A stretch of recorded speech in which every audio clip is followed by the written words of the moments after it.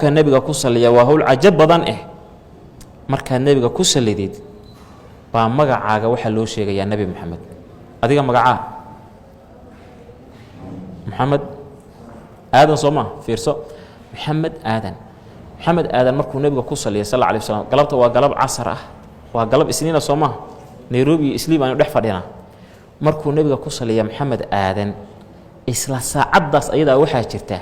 ملك إلهي وأطلع صارتي نبي محمد أكتي سنة جي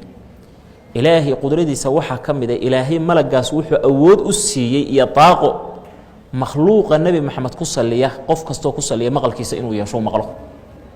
أما أدون كماش قدام بيسهدات شوكت يقبر النبي مهداد أك شوكتي اسكسيبكم مقليه ملك جاس إلهي بان أود أسي شغدي سوا مح ملك جاس ملائكة الشقوين كلا دوام بالله دري سوماها شغدي سوا حوي إنه يرى هذا مثلا نبي محمد وحاكوسو سلي هدا محمد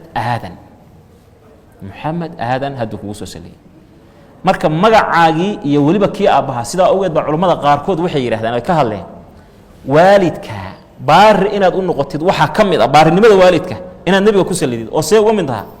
in magaca aabaha qabriga nabiga laga diiwaan galiyo halka laga sheego nabi maxamed aadan ba hadda kugu soo saliyay oo aabaha magaciisa nabiga halka looga sheego aba saw u noqdaa leeyahay maxay noqotay marka aabaha oo baar u noqotay halka culimada qayb baa galisay